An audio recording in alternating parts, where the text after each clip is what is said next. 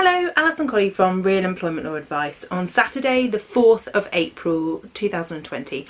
And the reason for this video today is because helpfully HMRC published some further guidance in relation to the job retention scheme or furlough scheme, and it answers a number of the questions that I know many employers have had.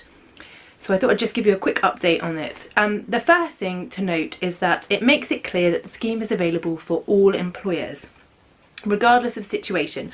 So you don't have to have closed, you don't have to be in financial difficulty. It doesn't seem that there's going to be any means testing at all. It's available for any business regardless of circumstance.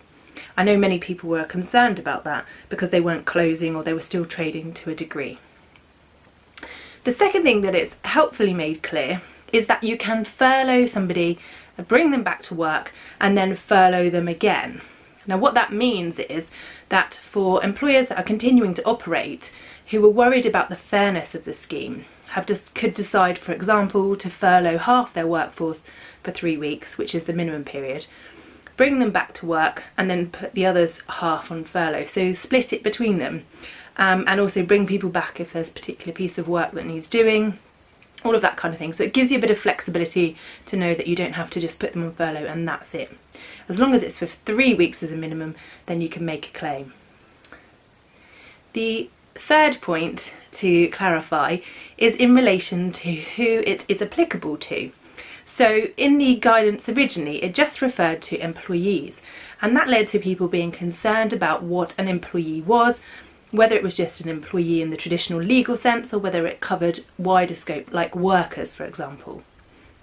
Well, what it makes it clear is that as long as the person has been on the payroll, so on the PAYE, on the 28th of February, then they would qualify if they are a worker, an office holder, an agency worker, a director, or a member of an LLP. So it covers a wide scope of people as long as they are going through the payroll at the time, the 28th of February. Now for directors, you have to be very careful here if you're a director and you're furloughing yourself, because you have to have not undertaken any work for the business in that time that you're furloughed. Now directors can fulfil their statutory duties, of which there are a few, but really you need to be very careful about the work that you are undertaking and that you can apply it strictly to your director's duties and your legal obligations. Otherwise, HMRC have made it clear that they can look back at claims and they will be auditing, and you may find yourself either with a bill in the future or potential fraud issue if you've been working during the time that you're claiming that you're furloughed. The other thing that has been clarified is in relation to what constitutes the pay, and a number of people were concerned because it seemed to suggest that it was only basic pay that was covered. Now for some organisations and industries they pay a low basic pay but then top that up with commission, which can form the substantial part of the pay. Now it makes it clear that if it's contractual commission then you can include it within the calculation of pay. If it's non-contractual, or so it's discretionary or it's a bonus, that kind of thing, then it's not included. So that's helpful for those people like estate agents and in car sales, where a lot of the work, a lot of the money that you earn or an employee earns comes from commission. Another point that's been clarified is in relation to furloughing somebody because of childcare issues. Now I know that in a couple of instances employers have been reluctant to furlough employees who have asked them to be furloughed because of childcare concerns and issues. Obviously with the children being at home and not at school, people were struggling and are starting to struggle with the balance of doing work, even working from home, and children. And this makes it clear that an employer can make a decision to furlough someone if it's for childcare reasons.